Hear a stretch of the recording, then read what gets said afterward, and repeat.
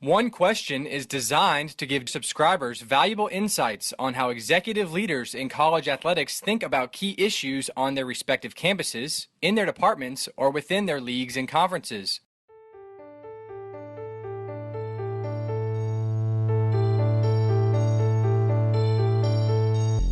Greetings, this is Ty Brown and welcome to One Question.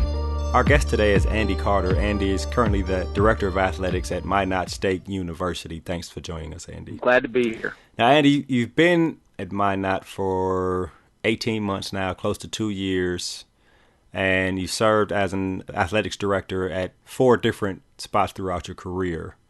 And, of course, there at Minot, you've had to make 6 changes in terms of bringing in new head coaches. So you have relatively a wealth of experience of doing this here and probably also at your other stops. The question I have for you today is, when you make a change in terms of coaches, and in athletics, change happens often. Give us some insight on the leadership from your perspective during that time span. It's probably an awkward, unique time span when the previous coach is gone, but the new coach hasn't been hired yet. What does an athletic director, how do you provide leadership to staff and to student athletes and really on campus during that time? Ty, I think it's a great question, and only through experience do I think I have the ability to answer. And what I think is really interesting is that when you have a change that's inevitable, you never want to start the day that the decision's made to depart. You're always kind of thinking in your mind, and I work directly with our president closely on a lot of this stuff, and we might have had conversations that led up to a point where we felt like a change was necessary, or a coach decides that, hey, I've got a better opportunity. But I'm always having dialogue with my president on, if we had a change here, what would the profile look like? If we need to improve in a specific scenario, what would a profile of that coach look like? And so I think it's really important to set some very specific attributes of what you want in the next head coach with your president, establish a profile for the position, and that kind of gives you a target of what you're looking for even before you start. And what that does is it gives a plan, it breeds some confidence into the process in the very, very early stages, and it keeps everybody on the same page. And I think what's paramount, although it's not always intuitive, is that people need to see you and hear you and kind of feel you in the process. So, I go and I speak to our team.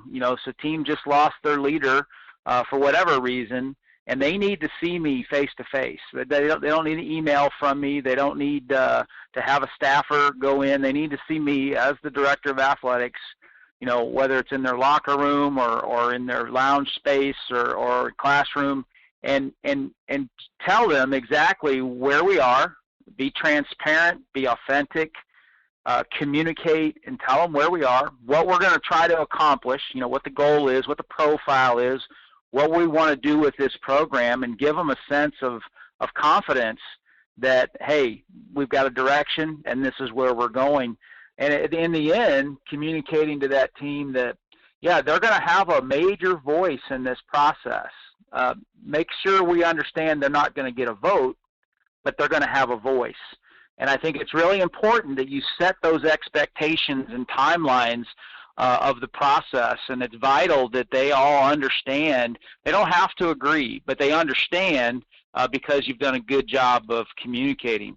I think it's also important to remember that the student athletes, the ones you're talking to at one time, had really bought into the direction and the vision of the coach who's leaving. And there's binds that will forever tie them to their coach. You're not going to be able to explain that away or throw that aside. You got to deal with those emotions. And some people, some student athletes, it's much like a grieving process. They're confused. They don't know what to do. They only know that they're not happy at the moment. But if you can give them a plan and you can give them a sense of security that, hey, we're committed to this process, we're committed to this program, this is what we're looking for. This is where we're going. It kind of helps them start to get through the process. And on the other side of that, I think it's important that you include somebody from that team on the search committee. That they know that they have somebody who's in every time that we have somebody on campus, that they're involved in the committee work, and they have somebody kind of on the inside that can give their approach or their vision or their viewpoint of what's going on with each candidate. Once again, they're not going to get a vote; they just get to have a voice. And I think that it's also vital that the rest of the campus community is involved in this communication. So whether that's going to faculty senate or whether that's going to a cabinet level type meeting, which I'm a part of, and just communicating very clear and precisely what it is we're trying to accomplish. I've just found that great communication, transparency, and authenticity throughout this process eliminates a whole bunch of potential drama that can really hurt your search. You said it a couple times, the student athletes have a voice but not a vote. Can you differentiate in what those things mean, especially to a student athlete? Absolutely. I think it's paramount that we listen, that we hear what they say, and it all depends upon where the program is. Most of the time when you're replacing a coach, it's because the program is underachieved. And so, to give a vote to student athletes who have been part of an underachieving program could create consequences later that we don't need. But that doesn't mean they shouldn't have a voice. Yeah, right. And I want to know exactly what they think. And so, depending on the size of the team, I might have a small group meeting at some point. I say, look, this is what your representative has told me about your thoughts on this process. Any other things that you want to weigh in? They don't really understand, and I'm not saying they should understand yet at this stage in their life, the difference between a voice and a vote. Because what you'll get is, well, I like this guy better, or I like this gal better. And that's not really what I'm looking for. What I'm looking for is to get those little seeds of information on how they received a particular candidate. Sometimes, students can see through BS pretty quick, and sometimes quicker than adults can. And so I'm listening. I'm just listening to all of their feedback because that's their voice. Their voice is they get to have a say through the process. Now, I've had hires where we all agreed on the same person. I've had hires where we completely disagreed. But that's okay. My job is to make the decision. Their job is to provide a voice.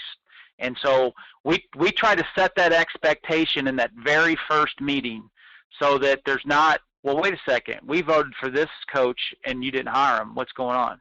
And, we try to stay away from that type of confrontation. Well, Andy, this has been excellent.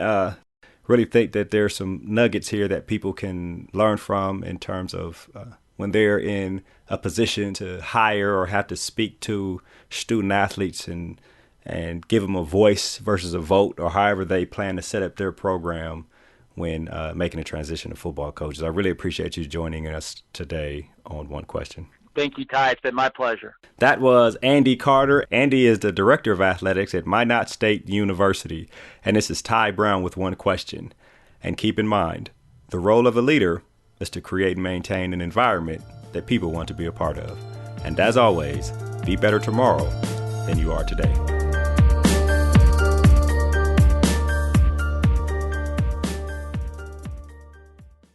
This episode of One Question is produced by Spades Media Group, solving problems using creative leadership.